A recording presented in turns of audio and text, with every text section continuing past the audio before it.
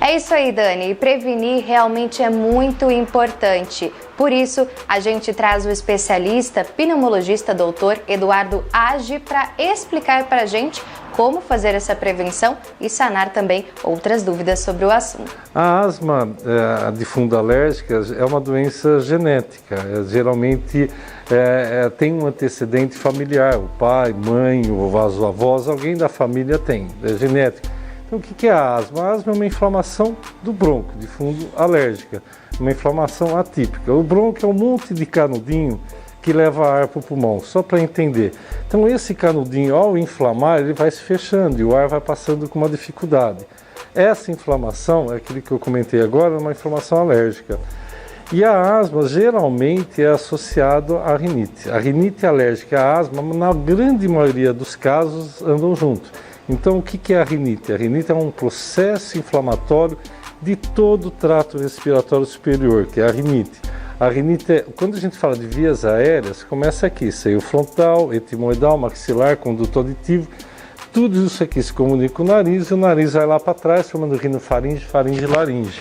E aí vem traqueia, bronco e pulmão, então vias aéreas superior e inferior, tudo é junto. Então, geralmente, o que é a rinite? A rinite é um processo inflamatório atípico, alérgico, de vias aéreas superiores. Muitas vezes, você no tratamento de rinite, se você não conseguir controlar a rinite, você não vai conseguir controlar a asma, na grande maioria. Então é importante a gente fazer um controle. A asma e a rinite são doenças alérgicas que não têm cura. Também é muito importante frisar isso, não tem cura, tem controle. E esse controle tem que ser feito para o resto da vida. É que nem a pessoa que tem diabetes, ela tem que fazer um controle para o resto da vida. Mesmo você sendo assintomático, tem que fazer um controle.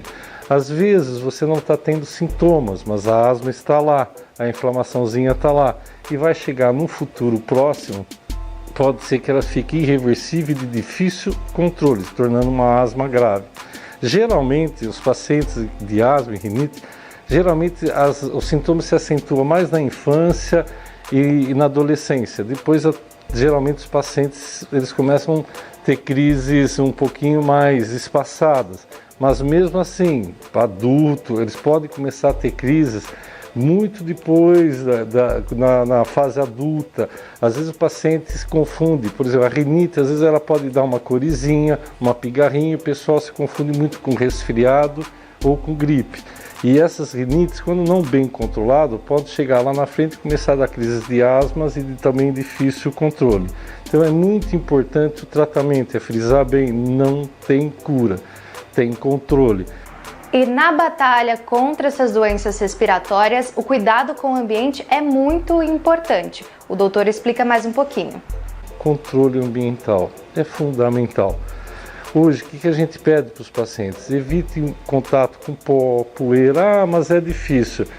Ao limpar a casa, passa pano úmido, evite coisas com cheiro forte, material de limpeza, perfume, desodorante, tudo. O asmático ele tem que usar com menos cheiro, com odor o menos odor possível, o mais suave possível. Vai comprar um perfume, compra o mais suave.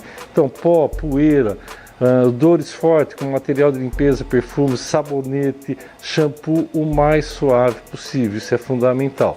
Animal dentro de casa. Tomem cuidado, porque o animal de fato também pode descompensar a sua asma. Então, eu sempre peço para os pacientes, cachorro, gato, o lugar tem que ter o lugarzinho dele, de caminho, não dormir na cama. Aos lugares que os cachorros e o gato fiquem, higienizar bem. Cuidado com o passarinho, que também o passarinho ele pode descompensar as crises de asma. Então, é deixar num lugar bem arejado. Ao limpar a gaiola, use uma máscara, aquelas máscaras com filtro, que acho que é o mais aconselhado.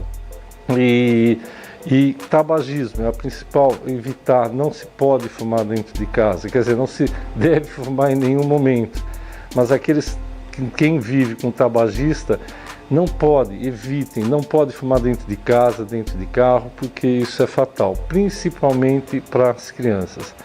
Hoje, o tratamento da asma e da rinite, eles são muito eficazes e muito seguros. Às vezes fala assim, mas doutor, usar um corticoide, hoje tem vários tipos de corticoide, usar um broncodilatador não ataca o coração?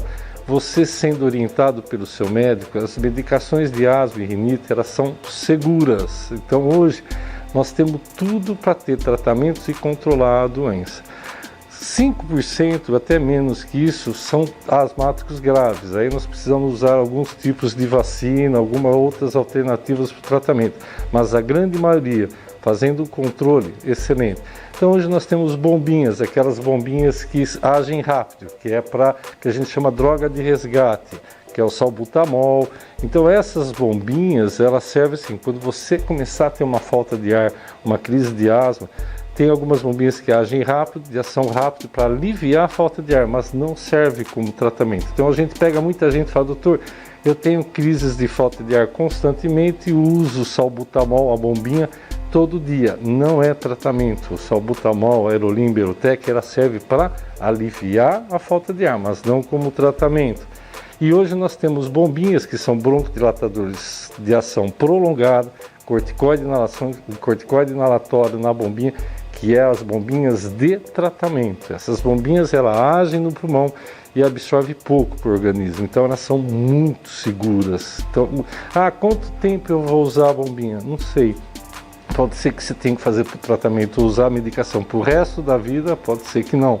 Então, mesmo você estando assintomático, mesmo você não usando nenhuma medicação e está bem, sempre é bom fazer um controlinho, tá bom? E uma dúvida muito grande que surge nesse momento de pandemia que a gente está passando é como diferenciar os sintomas do Covid-19 e de uma crise asmática. Hoje nós estamos muito no Covid, na asma e a falta de ar que preocupa muita gente hoje. Hoje nós estamos recebendo nessa pandemia muita gente com falta de ar de vários tipos. A grande maioria vem vindo com estresse, cansado, então estressado, isso gera, aumenta o metabolismo, aumenta tudo e a frequência respiratória aumenta, e tem a falta de ar que é pela doença. Então a asma pode dar falta de ar, uma sensação de aperto no peito? Pode. O Covid também pode. Então a gente já está cansado de saber os sintomas do Covid, pode uma febre, uma dor de garganta, raspar a garganta, isso também pode acontecer. A asma, geralmente o paciente chega e fala, olha, eu tenho uma falta de ar e está chiando o meu peito. E isso diferencia um pouquinho o chiado no peito.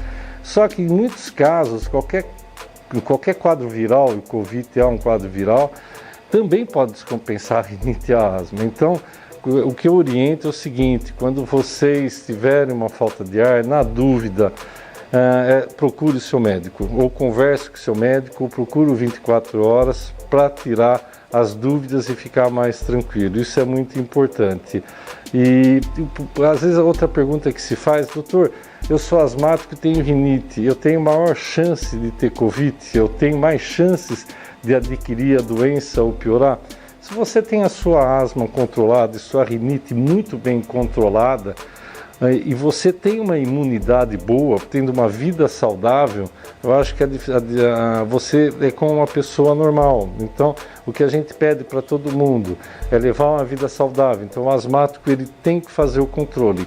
Se você estando controlado, as chances de você ter Covid é a mesma chance que qualquer outra pessoa.